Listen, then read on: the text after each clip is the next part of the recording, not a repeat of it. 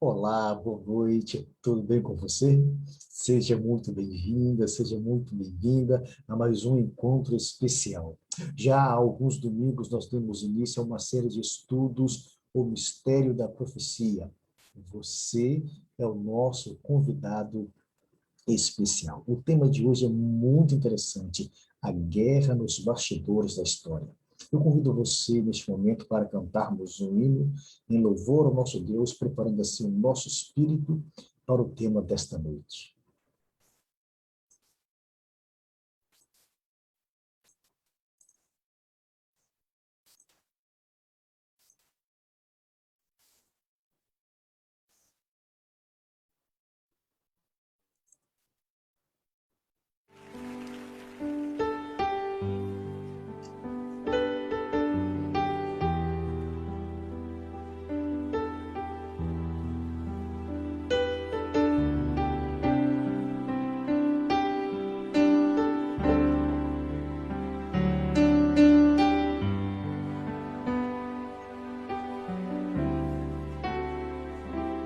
Quão grande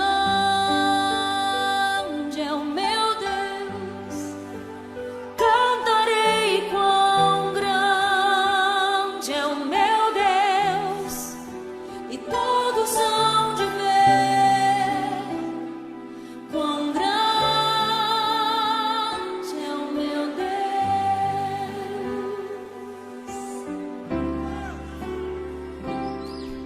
Com esplendor de um rei,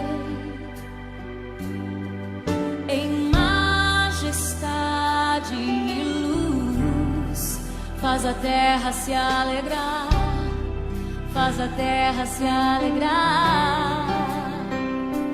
Ele é a própria luz, e as trevas vão fugir, tremer com sua voz, tremer com sua voz. Quão grande é o meu Deus, cantarei quão grande é o meu Deus, e todos hão de ver quão grande é o meu Deus.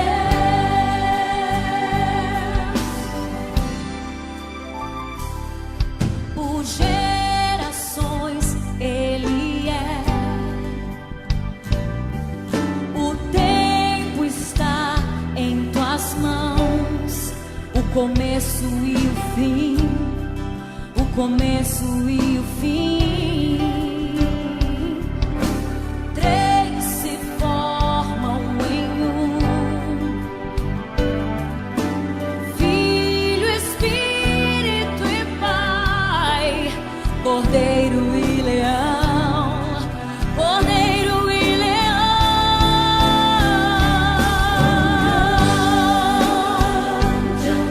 Eu cantarei, cantarei quão grande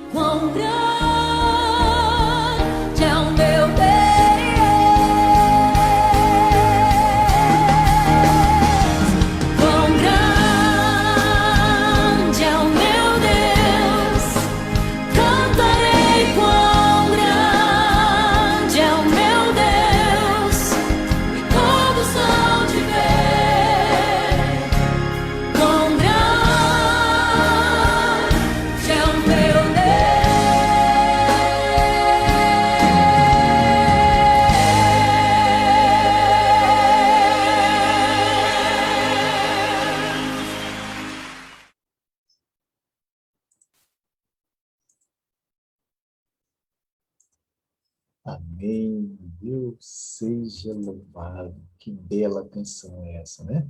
Pois bem, antes então de abrirmos a Bíblia para lê-la, eu convido você para uma oração. Então, curva a sua cabeça, feche os seus olhos e vamos orar neste momento. Senhor Deus, Pai querido, Deus de amor, santificado, Senhor Deus, seja o teu nome. Queremos te agradecer pelo teu cuidado e por tua proteção. E neste momento nós iremos abrir a tua palavra.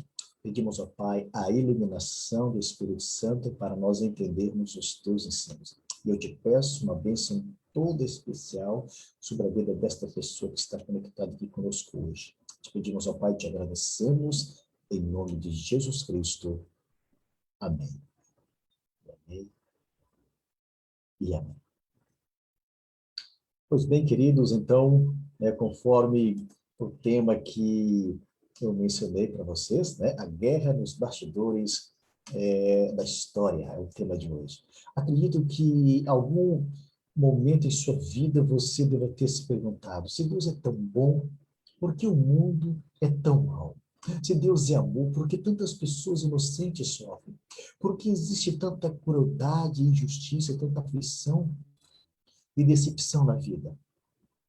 Tanta aflição, tanta angústia, decepções na vida.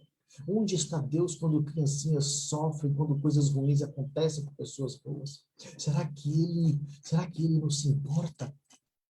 Nos tempos romanos, Patmos era uma colônia penal. Muitos prisioneiros eram levados para lá, condenados ao exílio. O mais famoso de todos foi João, um dos discípulos de Jesus. Ele foi exilado em Patmos por ordem do imperador Domiciano por volta de 97 depois de Cristo. O exílio não é fácil em nenhum estágio da vida. E João tinha 90 anos quando foi para Patmos. A fraqueza e as enfermidades próprias da idade avançada devem ter tornado tudo ainda mais difícil. Nosso ponto central no estudo desta noite são as coisas ruins que acontecem às pessoas boas. E aqui está um exemplo importante. João, ele foi um dos 12 discípulos de Jesus e ele era particularmente próximo e estava chegando ao término de uma vida dedicada a Deus quando tudo isso aconteceu. O discípulo amado, ele não foi esquecido.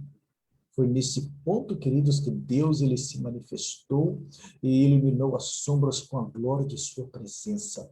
João, ele foi separado e afastado de tudo que ele era querido. Mas naquela hora escura, o Salvador, o amigo que ele conhecia desde a sua juventude, aquele a quem ele tinha servido, amado servir por toda a sua vida, se colocou diante dele. Jesus ainda era o Filho do Homem, mas agora apareceu glorioso como celestial. Ele veio trazer uma mensagem de conforto e ânimo para João, para as 7 igrejas da Ásia Menor e para todos nós que às vezes passamos por aflições inexplicáveis e por circunstâncias difíceis na vida. João, ele registrou suas visões em um rolo, o qual se tornou o que conhecemos hoje como o livro do Apocalipse. O estudo dessa mensagem de ânimo vinda de Jesus pode nos abrir a porta para que entendamos o mal que vemos no mundo hoje e o significado do sofrimento humano. Começaremos, então, no coração do livro de Apocalipse. Em Apocalipse, capítulo 12, versículo 7, nós vemos o seguinte: houve peleja no céu. Parece um lugar estranho para ver guerra, não é? Mas o verso continua dizendo o seguinte, olha só: houve peleja no céu, Miguel e os seus anjos pelejaram contra o dragão. Também pelejaram o dragão e os seus anjos. Essa, queridos, é uma guerra por trás de todas as guerras. Se você não compreender as questões desse conflito cósmico, nunca vai realmente entender o que é o sofrimento humano. Nessa guerra, cada lado tem seu líder. Jesus Cristo é o líder das forças do bem. O dragão é a antiga serpente que se chama Satanás. Ele é o líder das forças do mal. Isso nos leva a outra pergunta muito séria. De onde vem Satanás? A Bíblia diz que Deus ele fez tudo. Será que ele criou Satanás? Se ele o criou, isso não significa que ele próprio seja responsável pelo mal? Seria possível que o autor da vida também fosse o autor da morte? É interessante que eu quero ler para vocês aqui Ezequiel capítulo 28, tá certo? Em Ezequiel capítulo 28, versículo 12, é escrito a respeito de Satanás. Ezequiel capítulo 28, versículo 12. Olha o que fala aqui. Ezequiel 28, versículo 12. Vou ler aqui. Filho do homem, levanta uma lamentação contra o rei de Tiro e diz-lhe, olha só, assim diz o Senhor Deus, tu és o semente da perfeição, cheio de sabedoria e formosura. O profeta, queridos, ele continua, então, dizendo o seguinte, aqui no versículo 14, tu eras querubim da guarda ungido, e te estabeleci, permanecias no monte santo de Deus, no brilho das pedras andavas. Olha só, tu és querubim da guarda ungido. O que significa isso? O querubim é um anjo. Havia dois anjos cobridores que ficavam ao lado do trono de Deus no céu. Um deles era Lúcifer, portador de luz. Nesse tempo não havia nele qualquer vestígio de pecado ou de mal. Lúcifer, ungido, vivia no centro da glória de Deus, no esplendor de sua presença. E aqui está a chave para o mistério da iniquidade. Olha o que fala aqui o versículo 15. Perfeito eras nos teus caminhos desde o dia que foste criado, até que se achou o quê? Iniquidade em ti. Ou seja, queridos, em meio a toda glória, toda aquela perfeição, como podia iniquidade, o mal surgir de repente?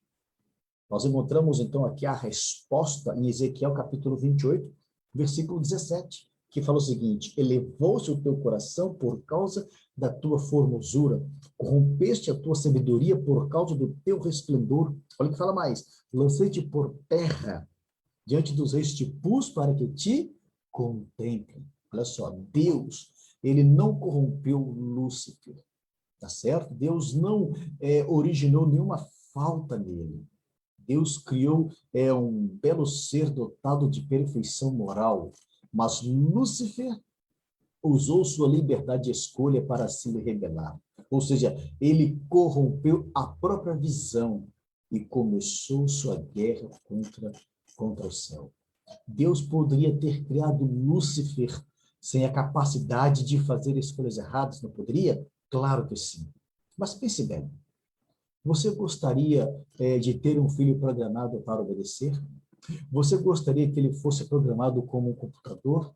Parece ser bem interessante, mas acredito que ninguém quer uma obediência cega e sem opção, ou seja, a obediência de um robô. Deus também não. Deus não quer robôs. Ele quer o quê? Deus quer fidelidade. Este é o ponto, queridos. Se você der às pessoas o poder de escolhas, é sempre possível que elas tomem uma decisão errada. E isso é um terrível risco. A alternativa é pior. Porque quando você tirar de alguém o poder da escolha, você omite também o quê? A possibilidade de amar. Por sua natureza, olha só, por sua natureza, o amor é espontâneo. Ele não pode ser nem programado e muito menos forçado. Deus respeita a liberdade dos seres criados. A essência do significado de ser criada à imagem de Deus é ter livre arbítrio e fazer escolhas morais. Deus concedeu a Lúcifer e a todos os demais anjos o poder de escolha, o poder da escolha, sabendo muito bem que eles poderiam tomar o quê? Poderiam tomar uma decisão errada. Olha aqui o que fala aqui a Bíblia em Isaías, capítulo 14. Isaías, capítulo 14. Certo? Observa o que fala aqui. Isaías, capítulo 14, quero ler para vocês aqui o versículo 12. Olha o que fala. Como caíste do céu, ó estrela da manhã, filho da alva. Como foste lançado por terra, tu que debilitavas as nações.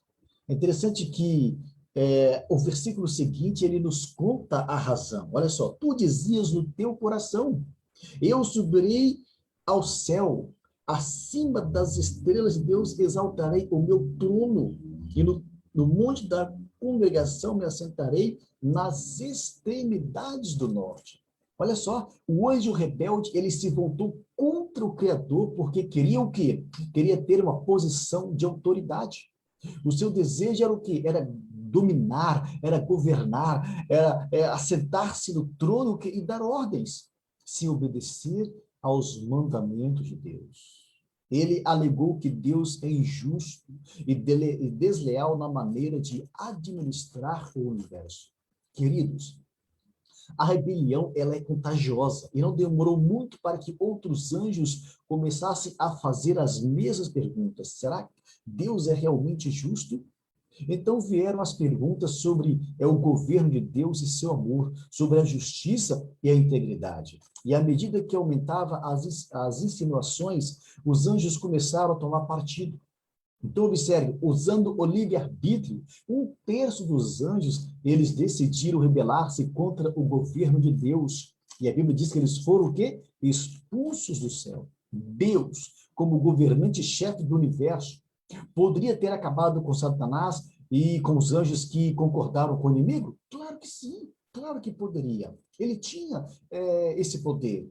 No entanto, se tivesse feito isso, o universo inteiro poderia pensar que Lúcifer estava certo. Eles até poderiam continuar servindo a Deus, mas fariam isso movidos por qual sentimento? Movidos pelo medo.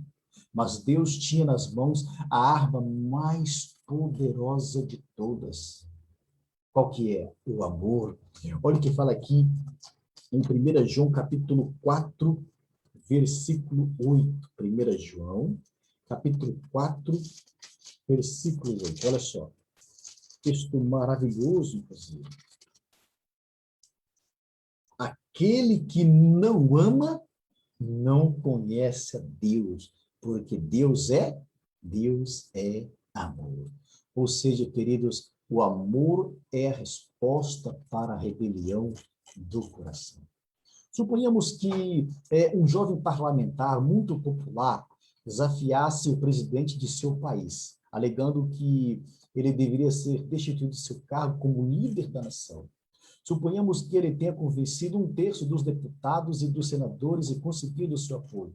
E suponhamos que o objetivo deles fosse conseguir um impeachment do presidente, que o movimento estivesse crescendo.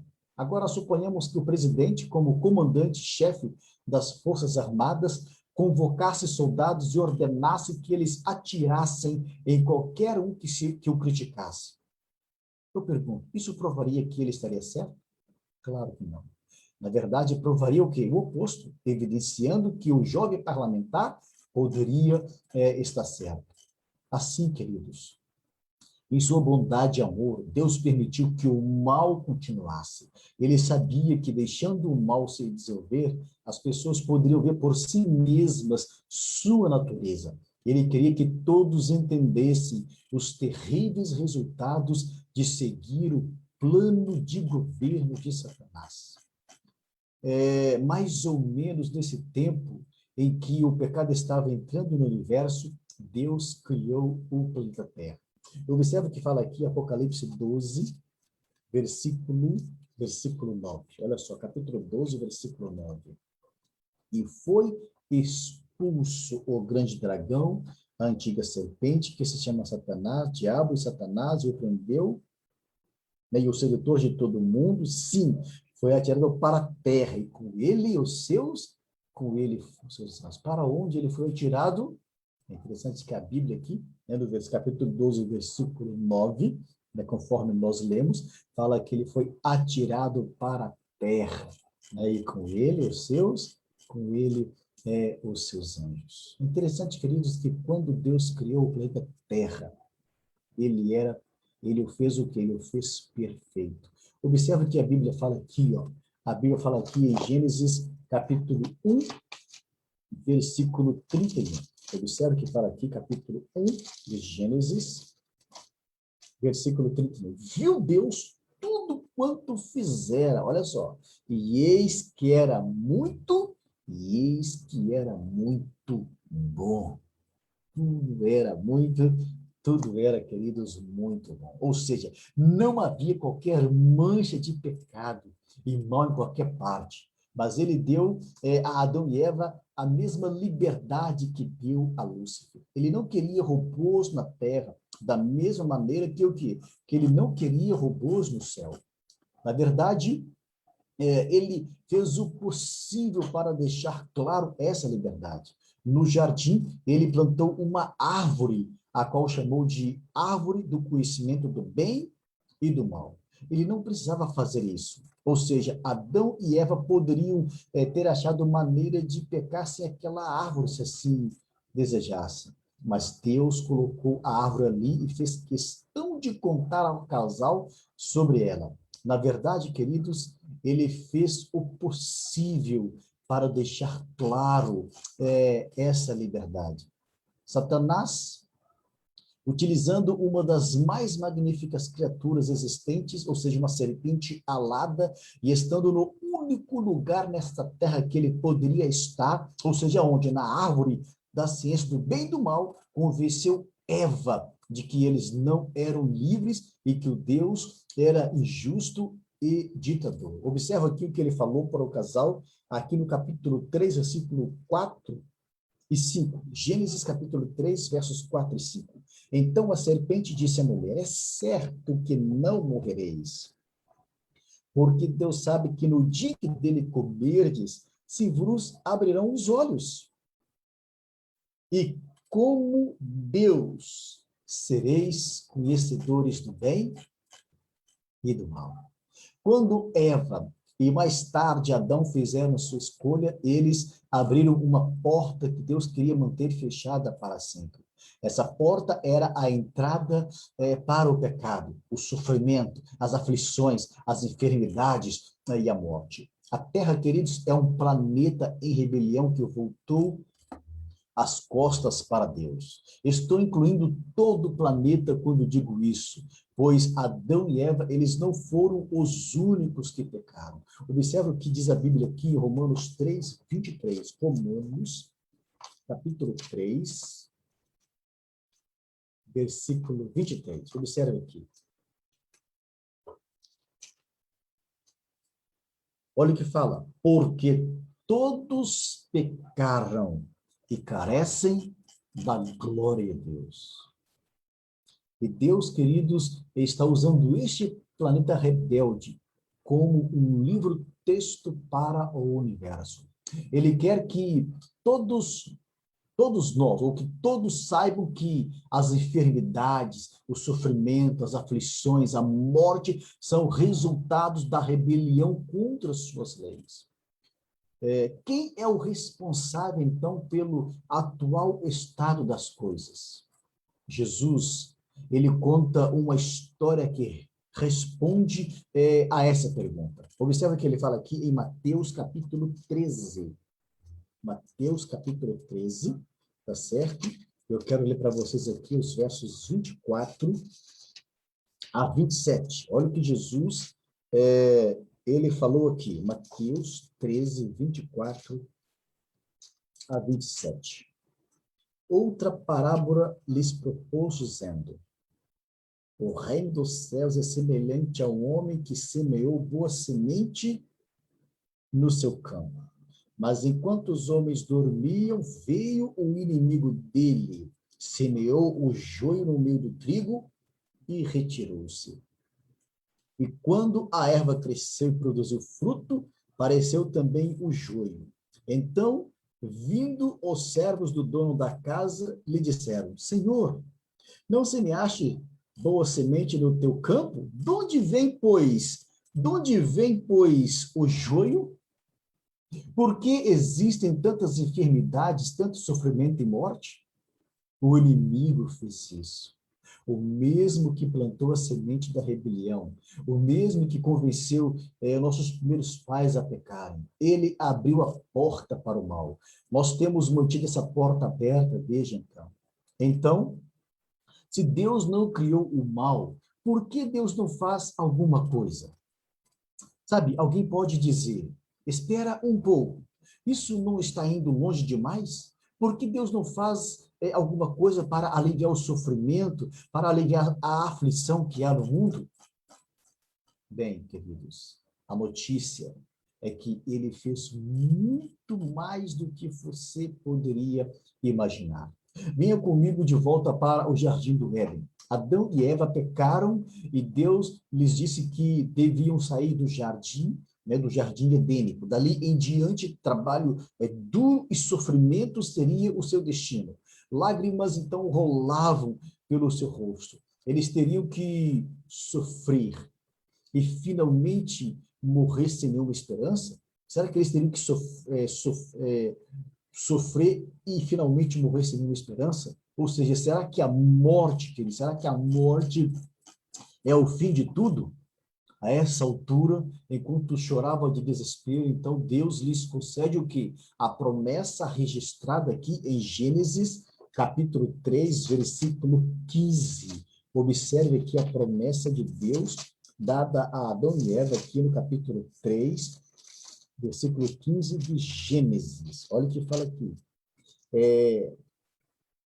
Porém, inimizade entre ti e a mulher, entre a tua descendência e o seu descendente. Este te ferirá a cabeça, e tu lhe ferirás o calcanhar.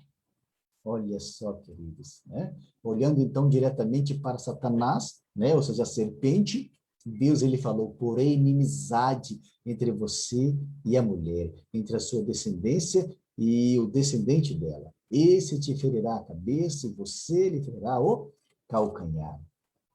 Eles podem não ter entendido tudo naquele momento, mas tiveram certeza de que poderiam ter esperança outra vez. De alguma maneira, por intermédio do descendente da mulher, viria o quê? Viria a redenção deles. O descendente da mulher é quem? É Jesus Cristo. Na cruz, Satanás feriu seu calcanhar. Mas a vitória de Jesus, irmãos, é a nossa garantia de que um dia a cabeça da serpente será esmagada e a porta do sofrimento, a porta da morte aberta por Adão e Eva, ela será o quê? Ela será fechada e fechada para sempre. Você já se perguntou se Deus realmente ama você? Olhe para a cruz, olhe para a coroa de espinhos, para os cravos nas mãos e nos pés de Cristo, com cada gota do sangue que Jesus derramou no Calvário. Deus está dizendo: eu amo você e não quero estar no céu sem você. Sim, você pecou e se entregou nas mãos do inimigo, mas eu paguei o resgate para ter você de volta. Olha que coisa maravilhosa. Quando olhar para a cruz, você nunca mais terá dúvida de que você é amado por Deus. Não existe, queridos, nada igual a isso no hinduísmo, no islamismo ou em qualquer outra religião do mundo. Outras religiões, elas reconhecem que somos seres criados, mas elas dizem que foi por nossa culpa que caímos do fosso e que cabe a nós mesmos, sairmos dele. Por meio de um ciclo infinito de boas obras, nós devemos tentar subir até onde Deus está. Vejo o que diz apropriadamente uma das minhas autoras mais prediletas, que é Ellen White. Ela fala no livro O Desejado de Todas as Nações, na página 25, o seguinte: Cristo foi tratado como nós merecíamos, para que pudéssemos receber o tratamento que ele tinha direito. Ela fala mais: foi condenado pelos nossos pecados, nos quais não tinha participação, para que fôssemos justificados por sua justiça, né? Na qual não tínhamos parte. Olha só, pelas suas pisaduras fomos sarados. Olha, queridos, a Bíblia fala de Jesus que veio a este mundo e passou pelas aflições, decepções e dores comuns a toda a humanidade. Ela revela um Cristo que enfrentou as mesmas tentações que enfrentamos. Um Cristo que triunfou sobre o poder do inferno, tanto em sua vida como também em sua morte na cruz. E ele ainda está agindo. Porque Deus não faz algo, ele já fez e ainda está fazendo. Jesus, ele não fez algo por nós somente na cruz, ele ainda está fazendo por nós agora mesmo. Olha o que fala aqui, Hebreus capítulo 14, versículo 15. Hebreus capítulo 14, versículo 15. Observe o que fala aqui. Melhor, Hebreus capítulo 4, perdão, tá?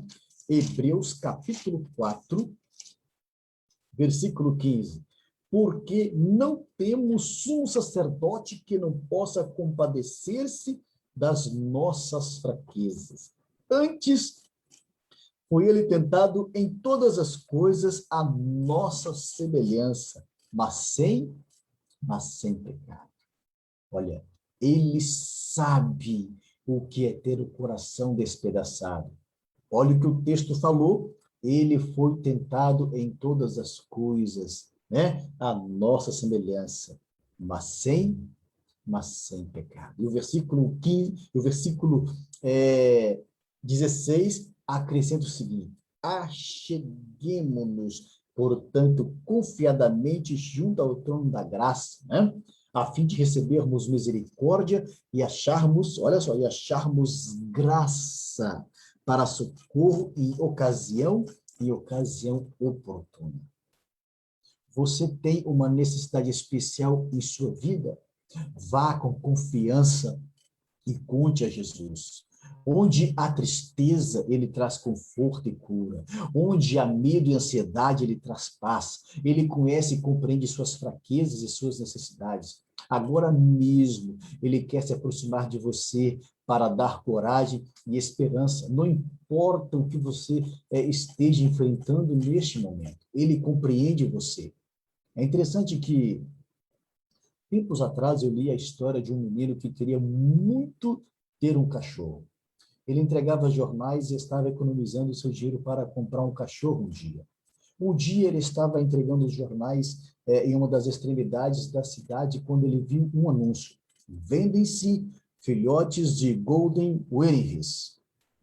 Ele encostou sobre a bicicleta, correu até a casa do fazendeiro e pediu para ver os cachorrinhos. O homem, então, deu um assovio e 4 dos mais lindos cachorrinhos que você já viu apareceram correndo.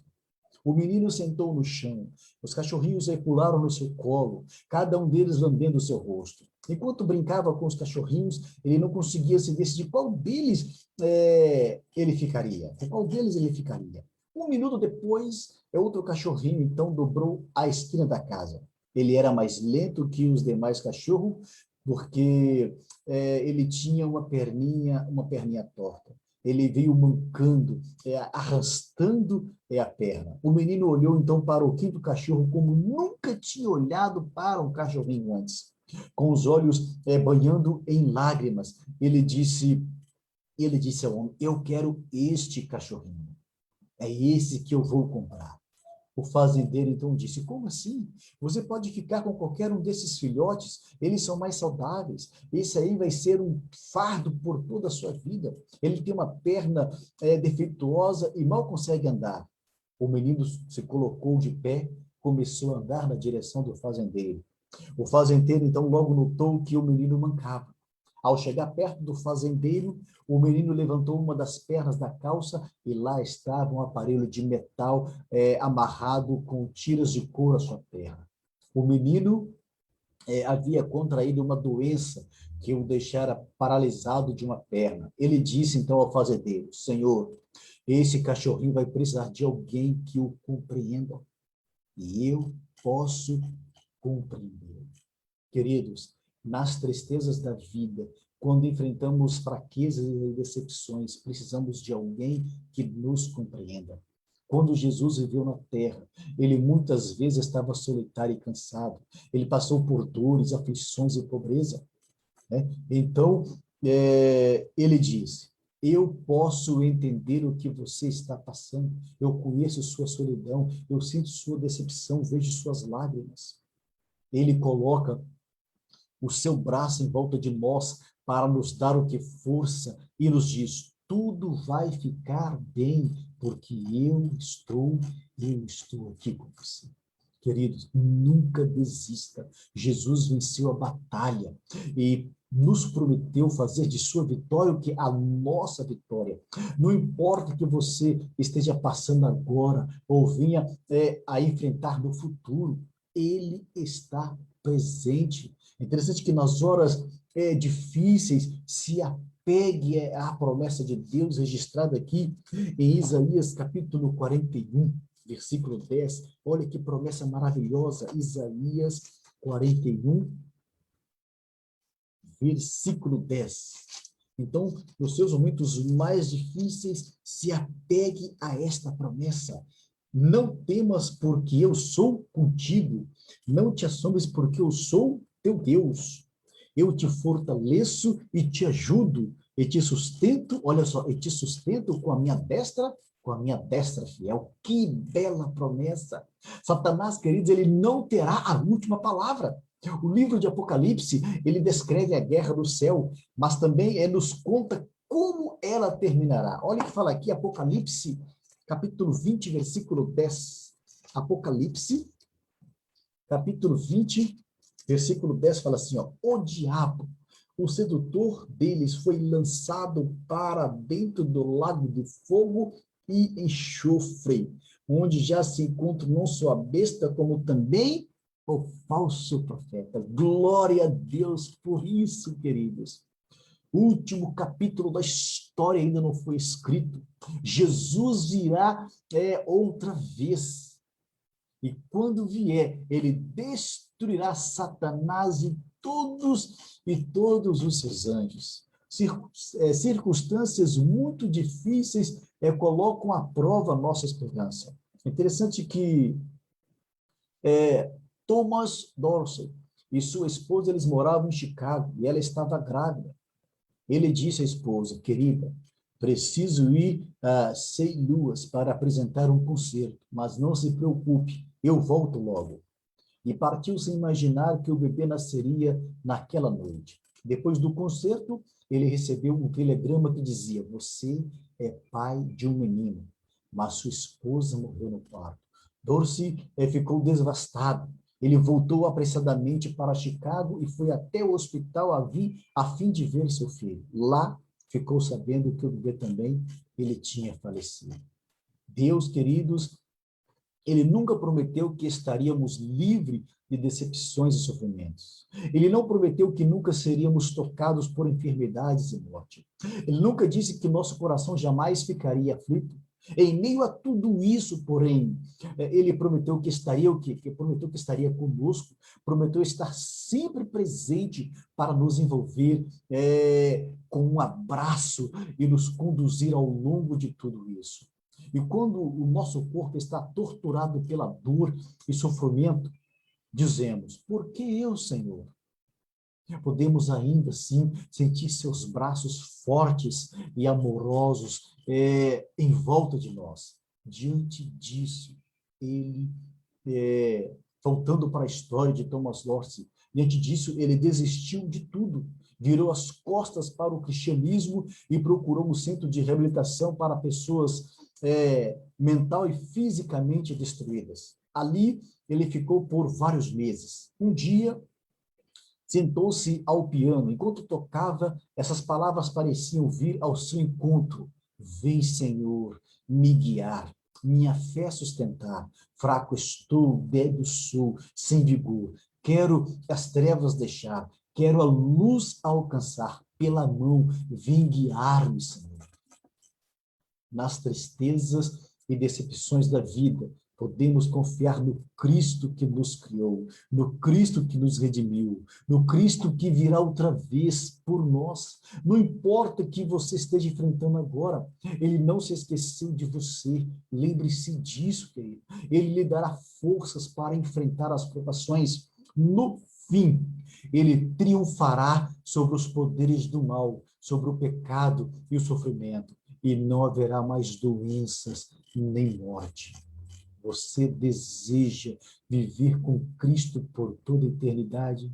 Se você tem este desejo em seu coração, eu convido você a escrever aí no chat: eu desejo viver com Cristo por toda a eternidade. E eu reconheço e aceito a Jesus Cristo como Senhor e Salvador de minha vida.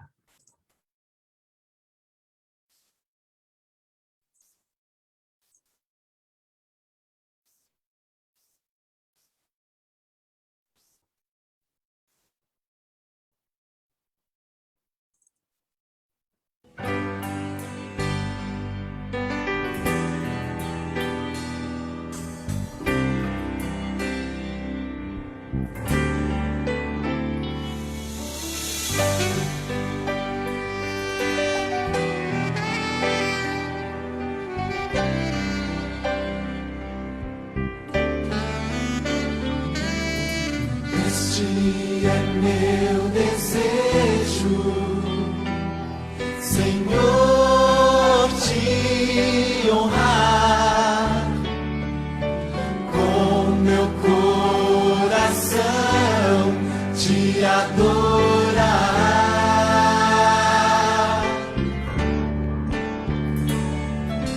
Tudo que há em mim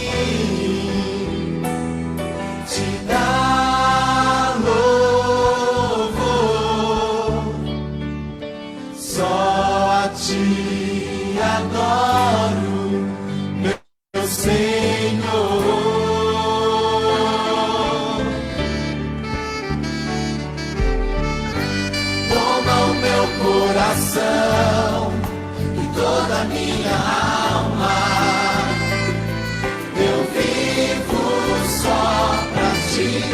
Sempre que eu respirar, cada vez que eu acordar, faz o teu querer em mim.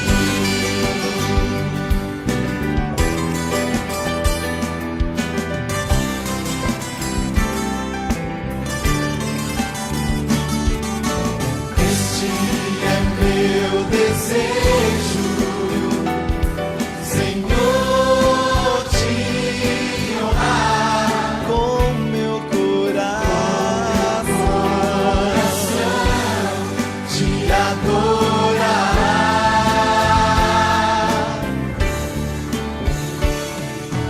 Tudo que há em mim te dá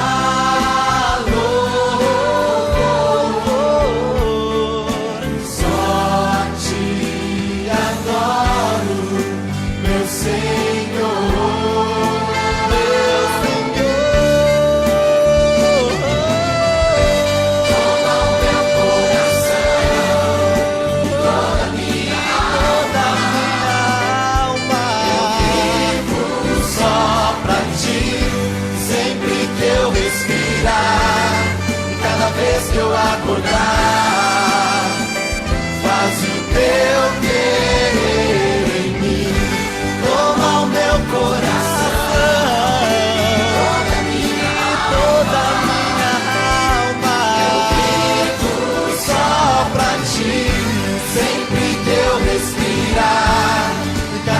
vez que eu acordar, faz o teu querer em mim.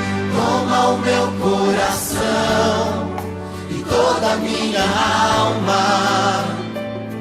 Eu vivo só pra ti, sempre que eu respirar. E cada vez que eu acordar, faz o teu querer em mim.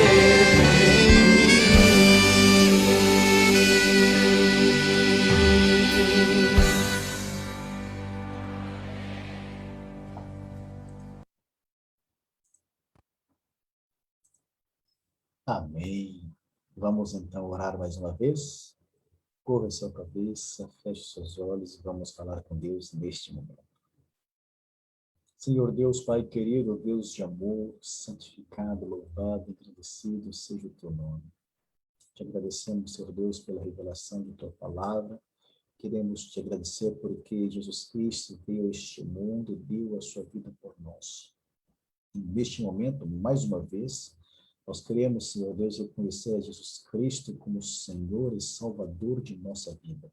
Conceda-nos, ó Pai, o poder do céu, o poder que nós precisamos para sermos vitoriosos em nossa vida espiritual. Te pedimos, ó Pai, te agradecemos em nome de Jesus Cristo. Amém.